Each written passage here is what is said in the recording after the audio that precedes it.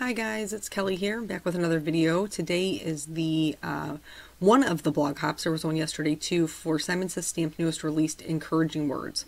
Today we're going to be using this beautiful kaleidoscope background, and then also the sentiment is from Thank You Teacher, which are both new sets. In addition to that, I'm going to be using two older dies. One is the Wonky Hearts die, and the other is the Heart Sparkle Trail, which I didn't show at the beginning because I didn't know I was going to use it.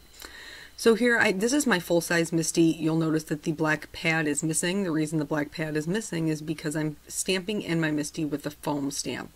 So typically when you're stamping a clear stamp, you want to have some foam underneath it that has some give so you get a good impression.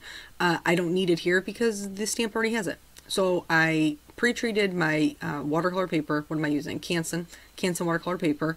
And then I made sure I inked up my stamp really good with the Versamark ink because I don't want to have to do this again. So I actually, sometimes larger backgrounds are harder to stamp, so I actually stood up from my chair to make sure that I was going to get good pressure. If you're not using a Misty, if I was not using a Misty, I would have turned the watercolor paper over on top of the stamp. That seems to be the best way to get a really good impression. For the actual resist, which is what we're going to be doing, I'm going to be heat embossing with Simon Says Stamp white embossing powder. So it's going to be white on white right now, but then we're going to add some rainbows, which always make me happy. So then once that's on there, I'm going to go ahead and heat set that. I have had my gun heating up for a while, and then also I'm going to move it around a lot to minimize that warping as much as I can. I have the piece of paper taped down to a board now, and then I am going to do some watercoloring with Distress Oxides.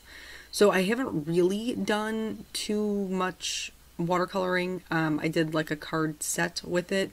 One of the kind of fun things that Distress Oxides do when you add water to them is like they almost become like the consistency doesn't change, but the color does. It becomes like a creamy or a lighter version of itself. But still opaque. It's the strangest thing. These things are so cool.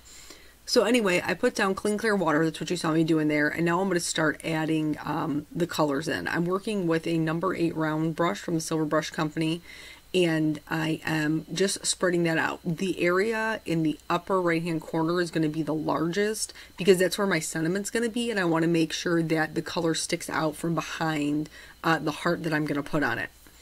So just moving right along here, trying to make the edges a little bit more organic, but not spending too much time. And then as I get down to the blue, I'm going to start tapering it off. So I want that largest part to be what's under the sentiment, and then it's going to taper off to the bottom left. I love rainbows. Rainbows make me happy. The only time that rainbows make me any more happy than just being by themselves is when they are with a bold black something. So I have cut out the medium Wonky Heart die, and that's what my sentiment is going to go on. So I was just checking the size there. It was not quite big enough, so I'm going to continue adding some color until I'm happy with the size of it. When you're doing an emboss resist in particular with watercolor, you can see that different intensities of the color are there because they're pooling inside those little sections of the embossing, which really kind of gives you such a dynamic look. It's really fun. So I did try sprinkling on some color with the smaller brush. You couldn't really tell. The only part that was really noticeable was anywhere it landed on the white, which to be honest was minimal. So I went ahead and dried it, and then because Distress Oxides are mixed with pigment ink, they are designed to sit on top of each other. So I was like, well, let's take advantage of that because I like when my colors are fun and they're layered. So I went back in with the smaller brush. I don't get good droplets with the big brush. That's why I use the smaller one. So I went back in with a smaller brush and just flicked on each one of those colors. And this was cool because it did sit on top of each other. So if I got a little bit of purple in my green or my yellow, it didn't mix and make brown. It stayed on top and it stayed purple and it looked cool. So I heat set that again, and then I'm going to set it aside while I stamp my sentiment.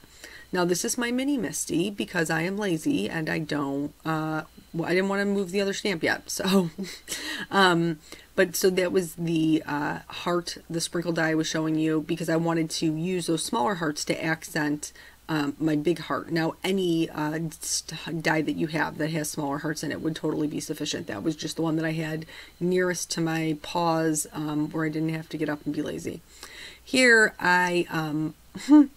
I put the sentiment down, but then I realized it was going to pick up my heart, so I just kind of like slid that magnet in, and then it pushed it down. I did the same thing with the black paper that I did with the watercolor paper. I pre-treated it with my little powder bag.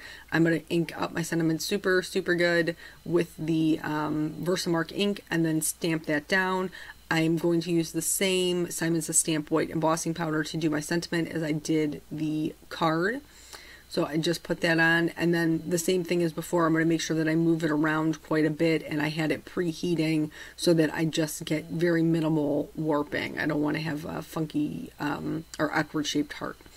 So there I just kind of laid it out to see how I wanted it to look. I'm going to pop this up on some Scotch foam tape, just because it is kind of a simpler card, even though that background is like tons of fun and should make everybody smile because it's rainbows.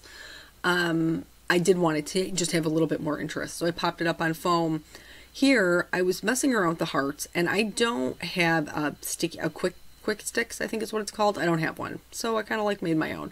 I'm using my Tim Holtz craft pick, and I put a little bit of Tombow multi glue on the end of it because it dries repositionable, so that once it was dry I could pick up all of those things and all the little tiny hearts and then just push them down, and it actually worked really well.